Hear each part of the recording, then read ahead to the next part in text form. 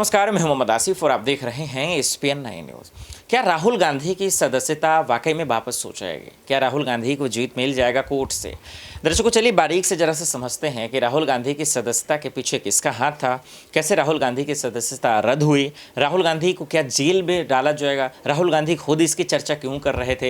ये तमाम अहम सवाल जो आप भी समझना चाह रहे हैं, हम आपको बताना चाह रहे हैं। तो गौर से देखिए, पहले राहुल गांधी की जब सदस्यता रद्द हुई थी तो उन्होंने क्या कुछ कहा था। मैंने आप सब से काफ़ी बार बोला है कि हिंदुस्तान में लोकतंत्र पर आक्रमण हो रहा है और इसका हमको हर रोज नए नए उदाहरण मिल रहे हैं। सवाल मैंने एक ही पूछा था,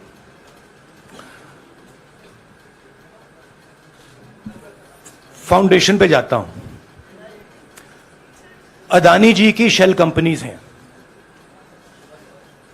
अदानी जी की शेल कंपनीज हैं, उसमें 20,000 करोड़ रुपया किसी ने इन्वेस्ट किया। अदानी जी का पैसा नहीं है, अदानी जी का इंफ्रास्ट्रक्चर बिजनेस है, पैसा किसी और का है। सवाल यह है, ये जो 20,000 करोड़ रुपए हैं ये किसके हैं? ये सवाल मैंने पूछा। मैंने पार्लियामेंट हाउस में प्रूफ देके, जो मीडिया रिपोर्ट से मैंने निकाला, अदानी जी और नरेंद्र मोदी जी के रिश्ते के बारे में डिटेल में बोला। रिश्ता नया नहीं है, रिश्ता पुराना है। जब नरेंद्र मोदी जी गुजरात के सीएम बने थे तब से रिश्ता है और उसके बहुत सारे पब्लिक प्रूफ्स हैं। हवाई जहाज में मैंने फोटो दिखाई, नरेंद्र मोदी जी बड़े कंफर्ट में बैठे हुए थे अपने दोस्त, अपने मित्र के साथ। पार्लियामेंट में मैंने दिखाई। यह सवाल मैंने पूछा। फिर मेरी स्पीच को एक्सपंज किया गया। मैंने स्पीकर को डिटेल चिट्ठी लिखी, पॉइंट बाय पॉइंट, कि मैंने कहा कि एयरपोर्ट्स अदानी जी को रूल बदल के दिए गए हैं। ये लीजिए रूल की कॉपी, उसको बदला गया है। चिट्ठी लिखी, कोई फर्क नहीं पड़ा। फिर मेरे बारे में मंत्रियों ने पार्लियामेंट में झूठ बोला कि मैंने विदेशी ताकतों से मदद मांगी। मैंने ऐसी कोई बात नहीं की है। मैंने कहा स्पीकर से, मैंने जाके कहा, स्पीकर सर, पार्लियामेंट का नियम है कि अगर किसी मेंबर पर कोई एक्यूजेशन लगाता है तो उस मेंबर को जवाब देने का हक होता है। मैंने एक चिट्ठी लिखी, उस चिट्ठी का जवाब नहीं आया। दूसरी चिट्ठी लिखी, उस चिट्ठी का जवाब नहीं आया। फिर मैं स्पीकर के चेंबर में गया। मैंने स्पीकर सर से कहा, स्पीकर सर, यह कानून है, यह रूल है, इन्होंने झूठा आरोप लगाया है, मुझे आप बोलने क्यों नहीं दे रहे हैं?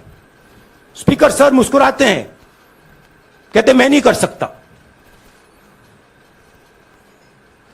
और फिर उसके बाद आपने सबने देखा क्या हुआ।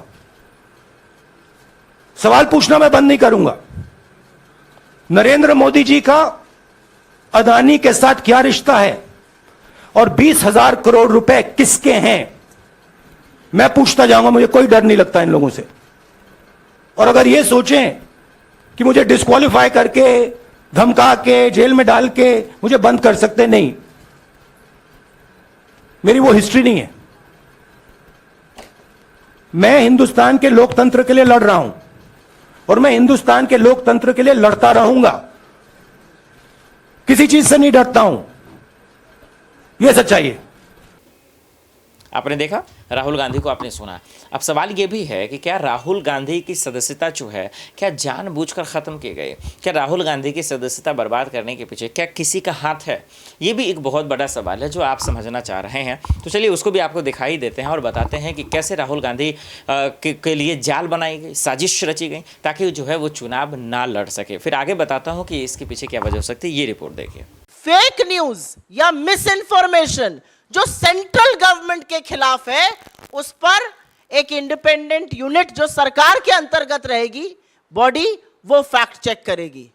सरकार ही कोतवाल है, सरकार ही मुजरिम है, सरकार ही जज है, सरकार ही सब कुछ अपने बारे में करेगी। तो अगर आप कोई सवाल सरकार से उठाते हैं जो कि असहज है, तो अब ट्विटर, फेसबुक, यूट्यूब, व्हाट्सएप, तमाम ऐसे प्लेटफॉर्म्स को सरकार ने अपने आप को एक एकाधिकार दे दिया, एक छत्र राज दे दिया है कि वो उनसे कहकर उस न्यूज को हटा सकते हैं। लेकिन ज्यादा कुछ कहने से पहले सरकार के ट्रैक रिकॉर्ड की बात कर लेते हैं। आपको याद होगा 2019 में चुनाव के जस्ट पहले आप ही के एक साथी ने बहुत बड़ी एक स्टोरी लगाई थी कि हिंदुस्तान में बेरोजगारी 35 साल में सबसे ऊपर है। सरकार की फैक्ट चेक यूनिट ने उसको फेक न्यूज बताया था। और 31 मई को जब मोदी जी शपथ ले रहे थे तो एनएसएसओ ने वो डेटा जारी किया और 45 साल में सबसे ऊपर बेरोजगारी थी। तो जिसको आप चुनाव के पहले फेक न्यूज बता रहे थे और उस डेटा को आपने एनएसएसओ को निकालने नहीं दिया, वो 3 महीने बाद डेटा भी सही था, खबर भी सही थी, सरकार को बचाने का काम खुद सरकार ने किया था फेक न्यूज कहकर। रिपोर्टर्स कलेक्टिव ने एक स्टोरी करी मार्च में 2022 में और उन्होंने कहा कि आधार जो है वो मिड डे मील स्कीम्स के लिए, जो पोषण की स्कीम्स होती हैं बच्चों के लिए, वो मैंडेटरी कर दिया जाएगा। सरकार की यूनिट ने उसको जून में फेक न्यूज बताया कि ये फेक न्यूज है। और अगस्त में विमेन एंड चाइल्ड डेवलपमेंट ने एक नोटिस जारी किया और कहा कि आधार मैंडेटरी नहीं होगा। अगर वो फेक न्यूज थी तो आपको ऐसा क्यों करना पड़ा? सवाल सिर्फ इस बात का है, अगर वो फेक न्यूज थी तो आपको नोटिफिकेशन क्यों जारी करना पड़ा? तीसरी स्टोरी मैं बताती हूं। गलवान में हमारे 20 जाबाजों की शहादत होती है। आप में से बहुत लोगों ने सोर्सेस के माध्यम से पुष्टि कराई, आपने स्टोरी चलाई कि 20 जाबाजों की शहादत हुई है, झड़प हुई है गलवान वैली में, और उस खबर को आप इस देश के सामने लाए।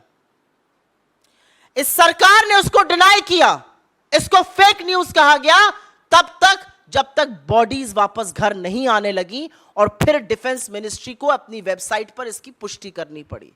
तो हर जो चीज असहज रहेगी उसको आप पहले डिनाई करके फेक न्यूज कर दीजिएगा और उसके बाद उसी पर एक्शन लिया जाएगा। मुझे अभी भी याद है यूपी में चीनी ऐप अपने फोन से हटाया जाए, ये खबर चली थी, उसको भी बोला गया था फेक न्यूज है। फिर पुष्टि सरकार नहीं करी, वहां के एडीजी नहीं करी कि नहीं ये सही खबर है। राहुल गांधी जी ने रेलवे की निजीकरण की बात करी थी भारत जोड़ो यात्रा के दौरान, उसको भी फेक न्यूज कहा गया था। बाद में सबने देखा क्या हुआ। दोनों रिपोर्ट देखा आपने। कल दर्शकों राहुल गांधी की सदस्यता को लेकर फैसला सुरक्षित रख लिया गया। कल जो फैसला आएगा हम आपको बताएंगे, लेकिन सबसे बड़ा सवाल यही है कि 2024 में अगर ये चुनाव नहीं लड़ पाते हैं तो फिर इसकी जगह कौन आएगा? क्या प्रियंका गांधी या कांग्रेस किसी और को आगे करेगा? ये तमाम अहम सवाल है जो आप जानना चाहते हैं। लेकिन आपको क्या लगता है, क्या राहुल गांधी की सदस्यता वापस होगी? अगर हाँ तो क्या मोदी सरकार के लिए इससे परेशानियाँ बढ़ जाएंगी या कम होगी? ये भी हमें जरूर बताइएगा। देश दुनिया की बड़ी खबरों के लिए देखते रहे SPN न्यूज़। नमस्कार।